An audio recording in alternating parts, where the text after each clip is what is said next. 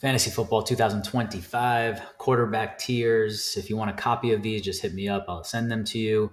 We're going to go quick, try to keep up. Tier one, pretty much the same for any publication I've seen. Lamar Jackson, Josh Allen, Jalen Hurts, Jaden Daniels.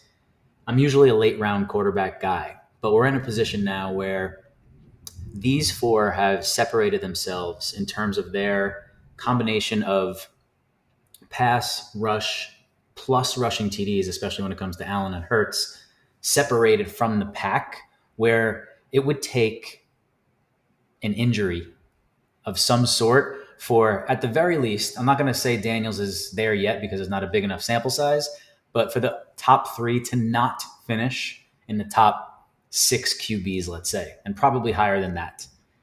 It's just such a separation when these guys can do it both with their legs and with their arms. So if you want some security and you want to have this onesie position where you're clearly going to have one of the best guys, then elite QB is a way to go. For me, Lamar is the top guy this year with a close second to Allen, a tiny separation between those two and Hurts and Daniels. Obviously, Daniels is only a rookie last year, but all signs point to a superstar in the making and one who could be a ridiculously positive, productive fantasy player on the ground and through the air. Obviously, look at the company that he's in right now. So if you want to go elite QB, meaning one of these four guys in the first 3-4 rounds, depending on your draft format, assuming you're a one QB league, go for it. I'm not going to fight you. Tier two, Joe Burrow, Kyler Murray, Justin Fields, Patrick Mahomes. Burrow last year, his best statistical season, I think if we're talking reality quarterbacks, he would go to tier one. But as a fantasy asset, because he doesn't do it on the ground, I think right now you're drafting him at or near his ceiling.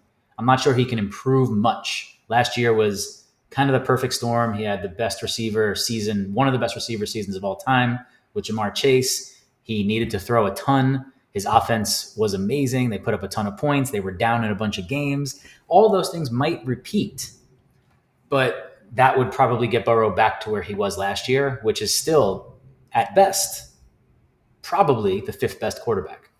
So I'm not going to have Joe Burrow on any teams this year unless I'm stacking him with a Higgins or Chase, and I really want to go for that in a tournament setting.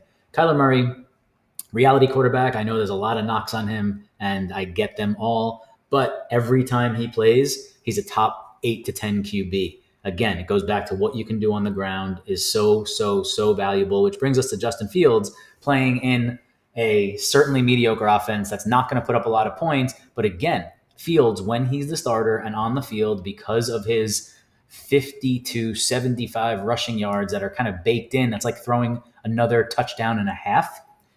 He's a great fantasy asset. He's a top 10 quarterback that you can probably draft as the 12th off the board. And his upside, if he gets comfortable in New York and if he meshes with his old Ohio State buddy in the shower narrative, Garrett Wilson, and who has incredible talent and can make Fields look good. And another thing Fields doesn't have this year is Russell Wilson breathing down his back, right? Or his neck, or his back and his neck. Russell Wilson likes to cover a big surface area with his breaths. So Fields doesn't have that. He's going to be the starter as long as he's healthy. And I think Fields as a starter for a full season is worth a top 10 pick and somebody that I'd be targeting in drafts this year. Patrick Mahomes, fantasy-wise, has not gotten it done the last couple seasons, but name recognition, the offense, the Andy Reid, the talent, all of it, I can't put him any lower than this, but I haven't found myself taking him because getting back to that elite QB strategy, I'm more of the guy that if I don't get one of those guys early, I'm probably going to wait a little bit and take someone from the next couple of tiers. Tier three, and I would say tier 3, 4, 5, it gets pretty flat, which is why I'm okay waiting and taking the last guy from these bunches here. Dak Prescott, Brock Purdy, Jared Goff, Jordan Love, Baker Mayfield. Dak Prescott, the last few healthy seasons he's had, he's putting up Burrow-type numbers that Burrow did last year. 4,000, 4,500 yards, 35 touchdowns. They're not that good, Dallas, but they do throw the ball a lot, and now he's got Pickens added to CD Lamb. I think Dak's going to have a really solid season. Brock Purdy, similar situation, not as great as not as good of a resume as Dak Prescott, a little bit younger, but Kyle Shanahan offense. He's got weapons all over the field, even though Debo's not there anymore. But I like their offense. They have an easy schedule. I think Purdy's going to be comfortable and going to ascend sort of a bit into this top 10, 12 QB1 fantasy range. Similar numbers to possibly Jared Goff, who's losing Ben Johnson, who goes to Chicago. But I think Goff's comfortable enough in the dome with his array of weaponry that he's solid, confident starter that you'd be happy to plug in every week. Jordan Love is somebody that I'm targeting this year. I think last year was the outlier. I think Jordan Love is a great player, very good quarterback. And I think the Packers regressed a little bit in their passing game last year, went too heavy on Josh Jacobs. I think Love was a little banged up, as he is right now with the thumb. But they have a good defense now, especially that they got Micah Parsons.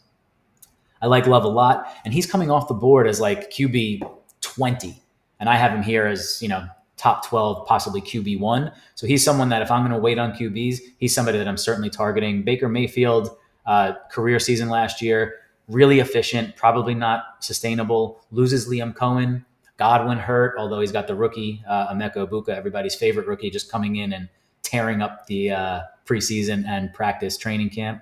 Again, Baker's in that kind of mid-tier where I think there are guys just as good that I can get multiple rounds later, like Jordan Love.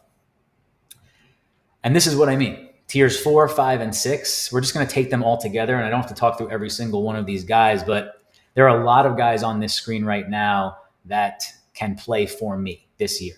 Certainly Trevor Lawrence. He is in that Jordan Love range where it's QB 20. It's just ridiculous value for me. He gets Liam Cohen. He gets Travis Hunter. And I think they're going to be throwing the ball. I expect Jacksonville offense to take a leap forward this year. And I think Trevor Lawrence is going to be a big beneficiary of that. Bo Nix, incredible rookie season, especially from a fantasy standpoint. I heard somebody describe him the other day as Drew Brees plus 500 rushing yards. He's got sneaky weaponry around him. And supposedly the young guys in camp, Pat Bryant, and obviously RJ Harvey, and the newcomers, J.K. Dobbins, Evan Ingram, to go along with Cortland Sutton, who is kind of an alpha here. There's a lot of weapons in a Sean Payton offense. Bo Nix is going to have a good season. Caleb Williams, somewhat disappointing rookie season because of what he was billed as and because Jaden Daniels was the number 2 pick and, overtook him, similar to C.J. Stroud and Bryce Young the year before. But Caleb, if you look at his rookie numbers comparatively against all rookie QBs starting from day one, he wasn't bad. He obviously can throw the shit out of the ball. Ben Johnson coming over, tons of weapons, adding Luther Burden and even Zacchaeus to Dunze coming into his second year, and DJ Moore and Colston Loveland go blue. I think Caleb can certainly play for me. And if you're going to get one of the elite guys, or actually, one of the middle tier guys, like a Dak, Caleb would be a good insurance policy to give a tryout to for a couple of weeks. Stroud, Stafford, May, again, can all play for me. I think Stroud rebounds. I think Stafford's back problems are overdone. If you're going to take somebody like Stafford, you just make sure you also take a J.J. McCarthy or a Bryce Young or a Drake May. So you have 2 quarterbacks to play against. But when Stafford's on the field with Puka and Adams with the Sean McVay offense, he's going to be just fine. Drake May ascends in an ascending offense, new coach, new weapons, can do it on the ground a little bit as well. So can J.J. McCarthy, and he's set up for success. If he's good at football, which he's been successful, we don't know that he's not the prototypical big arm guy who's going to just tear up defenses rather, but he's got a great offensive line, a great system, ridiculous pair of wide receivers, and a good tight end. JJ, set up for success. Hope it continues. Bryce Young really dominated is a strong word, really improved in the back half of last season. Putting up top 10 QB numbers. He's got a super duper stud. Wait for my wide receiver episode. You'll see what I think about young Tet on the outside there, and new offensive coordinator maybe. I like Bryce to continue and be a serviceable starting QB. Similar Herbert, better reality quarterback than fantasy quarterback. Tua, if he's healthy, he's efficient. Miami could be a sinking ship though. Penix Jr., he was good when he came in the last few weeks of last year. He's not afraid to throw the ball downfield. Geno goes to a better situation under Pete Carroll and Brady, and now he's got Brock Bowers to throw to and Aston Genty in the backfield, along with Jacoby Myers, who might want to trade, but we'll talk about that at a different time. And Cam Ward, the rookie coming in, I like Tennessee's offense in general. A big part of that is this huge upgrade at quarterback. I think Cam Ward is the real deal. I'm not sure he's going to be a star day one like a CJ Stroud was or a Jaden Daniels or even as good as Caleb Williams, but I think he's competent. I think he's got a strong arm. I think he's smart. And I think that offense takes a leap forward. I'm not saying I would want Cam Ward as my QB1 day one, but I like the Tennessee assets because of his presence. And I think he'll be serviceable as a QB2 in Superflex leagues.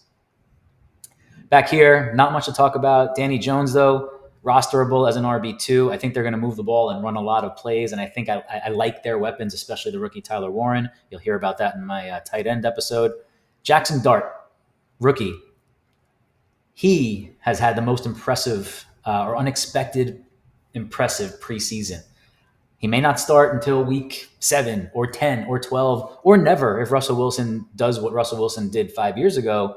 But if he gets on the field, I think he's a Josh Allen light in the making potentially. Can do it on the ground, accurate, not afraid. And that's a type of guy that you want to take a chance on, especially in fantasy football when you can do it on the ground as well. So there you have it. Quarterbacks for 2025. Remember, just hit me up and I can email you these tiers if you're interested. Good luck in your